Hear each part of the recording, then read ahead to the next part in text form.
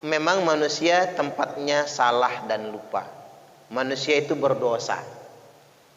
Bahkan seandainya manusia itu tidak lagi berbuat dosa, kata Allah, aku matikan dia, agar aku punya makhluk yang dia bisa berbuat dosa, setelah itu dia bertaubat kepada aku.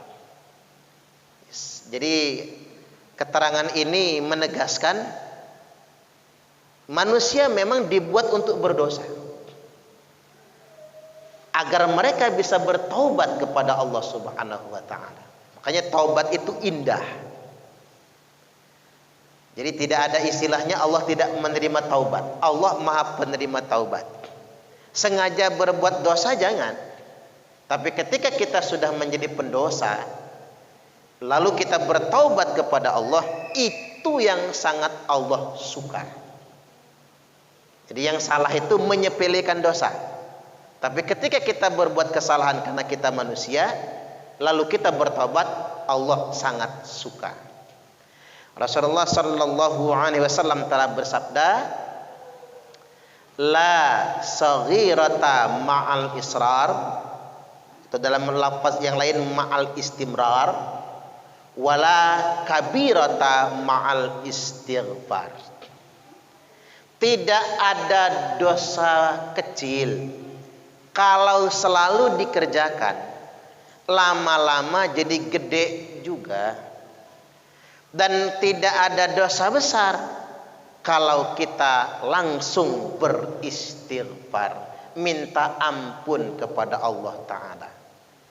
Jadi dosa itu kecil kata kita, tapi kalau rutin jadi gede juga. Sebaliknya dosa yang besar menurut kita, ketika kita istighfar minta ampun, ya habis juga. Bukan jadi kecil ya Bu, habis. Karena sifat dosa itu kan bukan ngecil, bukan. Sifat pengampunan dosa itu dihabiskan, dihapuskan oleh Allah Subhanahu wa taala. Makanya saya berharap dari awal pengajian ini sampai pulang nanti dosa kita dihapuskan Allah. Allahumma amin, amin ya rabbal alamin. Jadi anggap saja pengajian ini pengajian istighfar. Di sini kita ngaji, mendengarkan ilmu disampaikan, sekaligus berharap sepanjang ini Allah mengampuni dosa kita. Jadi rata-rata yang banyak masuk neraka itu Bu, orang-orang yang menyepelekan dosa. Orang-orang yang menganggap dosa yang sepele. Kayak contoh dosa paling sepele itu dosa mulut. Tahu mulut nggak Bu? Cangkem, bahasa Jermannya ya. Ini dosa mulut nih. Kalau pakai logika kita, gede dosa mulut, ini pakai jawaban awam aja ya Bu. Apa dosa zina? Zina dosa besar nggak? Dosa besar. Tetapi Bu, ada pezina belum tentu masuk neraka gara-gara zinanya. Ada pezina belum tentu masuk neraka gara-gara zinanya, walaupun zina dosa besar. Tapi betapa banyak orang yang masuk neraka gara-gara cangkemnya. Padahal mulut belum tentu kan sebesar dosa berzina. Saya ambil contoh. Apa bedanya emak-emak rempong? Ini ada emak rempong nggak sih Bu? Banyak ya. Emak-emak rempong yang rajin pengajian plus arisan. Emak-emak rempong rajin pengajian plus arisan, sama apa nama yang dipanjang itu apa namanya Bu? Wanita tunasusila gitu ya. Apa bedanya? Tahu nggak bedanya apa Bu? Emak-emak rempong tukang pengajian plus arisan tapi hobinya ngerumpi, sama emak-emak yang di pemandangan. Apa bedanya? Bedanya kalau emak-emak rempong yang rajin arisan pengajian tapi tukang ngerumpi, enggak bisa menjaga cangkem atasnya, tapi mampu menjaga cangkem yang lainnya. Tapi emak-emak yang di pemandangan, dia bisa menjaga cangkem atasnya, tapi nggak bisa menjaga cangkem yang lainnya. Ini podo-podo cangkem loh Bu, maksud saya. Ini bahasanya diperhalus saja ya, podo-podo cangkem gitu. Tapi jangan kira ibu-ibu, bagi ibu-ibu kali yang neraka yang disono sama ustadz, kami kan cuman cangkem. Belum tentu. Saya ambil perumpamaan kalau kata Gus Miftah itu, kadang-kadang pelacur WTS ya, itu kadang-kadang ya Bu, itu lebih bisa menjaga lisan dan hatinya ketimbang emak-emak rempong tadi itu. Kalau emak-emak rempong ada WTS lewat pasti dirumpiin. Jobong. Awas laki lu disamber sama dia. Ini kerjaan emak rempong nih. Ngegosipin jobong. Tetapi kalau jobong-jobongnya, jablay-jablaynya lagi nongkrong, lewat emak-emak rempong pulang pengajian. Apa kata jablaynya? Subhanallah. Enak ya jadi istri-istri solehah rajin pengajian. Siang-siang ke masjid ngedengerin ceramah, kayaknya tenang hidupnya. Mereka bisa menjaga lisannya, enggak ngegosipin ibu-ibu, dan menjaga hatinya husnudzon, berbaik sangka. Ya udah Ustaz, saya ke pemandangan aja, nggak usah pengajian. Oh jangan Bu, bukan itu maksud saya gitu, bukan itu maksud saya. Jadi maksudnya begini, kita ini jangan menyepelekan dosa, karena boleh jadi yang menjerumuskan kita kepada murkanya Allah itu bukan dosa yang kita anggap besar, tapi dosa yang kita anggap sepele itu. Kan ada keterangan hadisnya, wal ghaibatu asyaddu minaz zina. Gibah lebih baik daripada berzina. Lebih apa? Lebih bahaya ya. Gibah lebih berbahaya daripada berzina. Lebih jahat daripada berzina. Saya lama mikirnya itu Bu. Maksudnya apa ya? Kok bisa gibah lebih jahat daripada berzina? Ternyata maksudnya begini, salah satunya ya. Kalau orang berzina, itu kan dosa pribadi. Dia yang bermaksiat, hari ini dia berzina. Besok dia tobat, nyesal dia, berjanji tidak akan pernah mengulanginya lagi. Mudah-mudahan cash tunai dosa zinanya diampuni oleh Allah. Tapi jangan dicobain ya Bu ya. Mentang-mentang pasti diampuni, jangan dicoba. Tapi sebaliknya kalau orang gibah, ngegosip, nyinyir, belum akan diampuni dosanya sebelum dia minta maaf dengan orang yang digosipi. Nah ini yang jadi masalah. Kapan kita minta maafnya? Bahkan kejahatan lisan ini bisa kemana-mana ya Bu.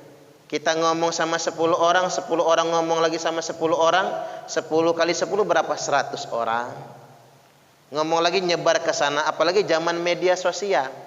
WhatsApp, Facebook, Instagram, Twitter. Satu konten negatif kita bagikan. Kayak contoh ada berita dan Ramil disuntik vaksin meninggal. Takut semua orang kan? Padahal itu kan berita palsu kan? Tapi karena disebar di WhatsApp, ada jutaan orang. Gara-gara satu pesan, jutaan orang jadi korban. Nah itu dosa besar. Dianggapnya kecil kan? Tapi itu dosa besar. Jangan sekali-kali dilakukan. Itu bahaya betul. Manusia bisa binasa justru karena dosa yang dianggapnya sepele. Makanya ada kejadian ini di zaman Khalifah Umar bin Khattab radhiyallahu an. Beliau biasa malam itu belusuan, ngeronda lah ya. Walaupun presiden ngeronda, ngawasin umatnya. Kan biasa Umar memang begitu ya Bu. Makanya dia tahu kalau ada rumah umatnya, rakyatnya yang kelaparan tidak punya beras, dia pikulkan beras, kan begitu. Ini kejadian dia pas ronda malam, ada suara laki dan perempuan ngobrol. Kebetulan yang laki ini tetangga sebelahan rumah yang perempuan janda. Ada janda nggak di sini? Banyak ya. Minta dicariin nggak kira-kira? Guyan ya Bu. Kebetulan janda. Pikir Umar, nah berkholwat ya. Dua-duaan, laki-laki dan perempuan yang belum halal dan bukan mahramnya. Bukan mahramnya dan belum halal. Maka Khalifah Umar manjat dinding rumahnya. Kemudian Khalifah Umar langsung teriak, "Woi! Apa yang kalian lakukan?" Dimarah laki dan perempuan ini. Setelah marah-marah, puas marah-marah, kata si laki-laki ini, tapi nggak disebut orangnya, rajulun ya Bu, untuk nutup aibnya. Kata laki-laki ini, "Umar, turun dulu. Saya berbuat satu dosa, tapi kamu mengerjakan 3 dosa sekaligus. Kan banyak kamu dosanya daripada saya. Saya 1 dosa, kamu 3 dosa. Loh, kok bisa?" kata Umar. "Kamu melakukan pelanggaran 3 ayat Al-Quran sekaligus. 1, wala tajassasu wala yaghtab ba'dukum ba'da. Jangan mencari-cari kesalahan orang lain. Bahasa kitanya, jangan ngintip." Nah, kamu ngintip tadi itu. Manjat dinding rumah orang, ngintip kan namanya. Kalau nggak mau maling, ngintip. Kamu manjat dinding rumah orang, masuk ke rumah orang. 1 dosamu, pelanggaran Al-Quran. Wala tajassasu. Jangan ngintip, mencari-cari kesalahan orang, dan jangan menggibah satu sama lain di antara kalian. 1. Yang kedua, kamu masuk rumah orang tanpa izin. Allah Subhanahu wa taala telah berfirman, a'udzubillahi minasyaitonir rajim. Ya ayyuhalladzina amanu la tadkhulu buyutan ghaira buyutikum hatta tasta'nisu wa tusallimu ala ahliha. Kamu masuk rumah orang tanpa izin. Allah Subhanahu wa taala menegaskan, wahai orang-orang yang beriman, janganlah kalian semua masuk ke dalam rumah yang bukan rumah kalian. Hatta tasta'nisu, sampai kalian minta izin. Wa tusallimu ala ahliha, dan mengucapkan salam kepada penghuni rumah itu. Nah, kamu manjat rumah orang, enggak ngucap salam, malah hoi, kata Umar. Jangan berbuat begitu. 2 kesalahan. Kemudian kesalahan yang ketiga, waqtul buyuta min abwabiha. Masuklah ke rumah orang dari pintu-pintunya. Nah, kamu kan enggak lewat pintu, manjat dinding begitu saja. Saya melakukan 1 kesalahan, kata dia. Khalwat, ngobrol-ngobrol dengan perempuan yang bukan hak saya, tapi kamu mengerjakan 3 kesalahan sekaligus. Umar kemudian tersenyum. Kamu tobat, kata Umar. Saya juga tobat dari 3 dosa saya. Karena banyakkan saya dosanya kita rahasiakan saja. Subhanallah. Artinya ibu-ibu, kadang-kadang nutup aib itu penting.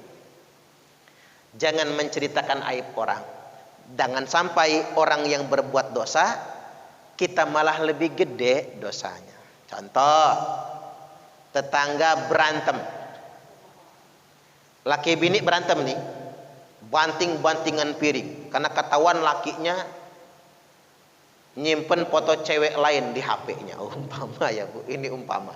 Asal jangan kayak yang di Meksiko, istri menujah suaminya berkali-kali, gara-gara di handphone suaminya terlihat suaminya foto sama cewek lain. Begitu tujahin hampir mati suaminya Bu, tapi enggak mati, alhamdulillahnya. Dia ngadu ke polisi, di kantor polisi, begitu dilihat di HP-nya, ternyata bukan foto suaminya sama cewek lain. Foto suaminya sama istrinya sendiri. Lo kok enggak keciren pas istrinya masih langsing. Foto lama ya Bu. Sekarang istrinya udah melar. Kok cepat amat berubahnya ya? Kalau kayak Bu Ani kan enak, nggak berubah-berubah ya Bu ya. Masih tinggi, langsing. Makanya Pak Jo nggak salah orang gitu kan. Subhanallah. Kalau ibu-ibu yang tadinya langsung melar kayak dikasih baking powder itu, dia sendiri nggak keciren sama dirinya sendiri ya. Jadi sekali lagi ada tetangga berantem, banting-bantingan piring. Bisa jadi itu dosa biasa. Yang namanya berantem kan emosi. Dasarnya dosa kecil lah. Mohon maaf ibu-ibu kalau berantem sama suami dosa, tapi kecil. Ibu-ibu ngambekin suami masih dosa tapi kecil. Suami ngegentak istri masih dosa tapi kecil. Tapi yang gede tetangganya yang ngegosipin. Tetangganya ke pasar ngomong sepasar orang tahu. Atau searisan lah sepengajian, tahu nggak Bu Ani berantem sama Pak Jo. Piring pecah 10. Lo kalau tahu, tadi tak dengerin aja prank 10 kali banting. Berarti 10 piring pecah. Padahal yang dibanting piring yang dari kaleng itu loh, Bu. Mau banting 100 kali aja nggak ada pecah-pecahnya. Artinya Bu Ani dosanya kecil gitu ya, sekedar berantem doang, namanya wajar orang berumah tangga. Yang gede dosa tetangganya, yang ngegosip itu yang lebih gede. Makanya hati-hati sekali lagi, jangan menyepelekan dosa dalam hal apapun. Sebaliknya juga ibu-ibu, jangan menyepelekan pahala. Karena boleh jadi orang masuk surga gara-gara dosa, gara-gara amal yang kecil. Saya ambil contoh, masuk ke WC, WC-nya WC masjid. Begitu masuk WC, ada bongkahan emas yang belum disiram. Ya kalau emas betulan nggak apa-apa lah. Bongkahan emas yang belum disiram. Pilihan normalnya keluar kan, pindah ke toilet yang satunya. Tapi kalau ahli surga nggak begitu caranya. Kalau ahli surga masuk ke WC, waduh bongkahan emas. Jangan-jangan punya marbot ini ya. Lupa nyiramnya umpama. Dia siram tanpa harus ngedumel, tanpa harus marah. Dia ikhlas dia siram. Boleh jadi gara-gara itu dia masuk surga. Hari karena saya sering ceramah begini, kemarin saya kena. Pas sholat zuhur di Masjid Mu'awanah. Kemarin ini. Kemarinnya lagi ya. Pas mampir ke sana, begitu masuk, saya udah mau keluar. Oh, ingat ceramah saya. Waduh, saya kena ceramah sendiri. Seandainya saya keluar, berarti saya jarkoni ya Bu ya. Iso jar, iso ngelakoni. Ya, walaupun agak-agak berat gimana tak siram itu Bu. Bekasan orang itu. Allahu Akbar, mana bau bener lagi ya. Habis makan apalah itu. Tapi mudah-mudahan gara-gara itu masuk surga ya. Allahumma amin. Amin ya rabbal alamin. Baik, ini kajian hikmahnya. Sekarang kita masuk ke kajian fikih. Ngaji fikih kita hari ini pasal tayammum ya. Kita masuk ke pasal tayammum. Ya. Wa syaraitu tayammumi khamsatu asya. Syarat dibolehkannya tayammum itu ada 5 perkara. Syarat bolehnya tayammum itu karena 5 perkara. Bolehnya tayammum. Kalau syarat berarti kalau nggak cukup syaratnya jangan ya Bu. Gitu. Syarat ini ketentuan pokok. Yang pertama wujudul udri. Karena adanya udur, halangan. Karena adanya udur. Bisa parin baik udur karena perjalanan, safar ya, musafir maksudnya. Au maradin atau karena sedang sakit, enggak boleh terkena air. Ini yang pertama. Contoh ini Bu, suaminya sakit. Tapi kepengen. Yang sakit kan badannya Bu. Yang yang gak sakit lah. Ini gak apa-apa Bu, biar gak ngantuk ya. Tapi bener banyak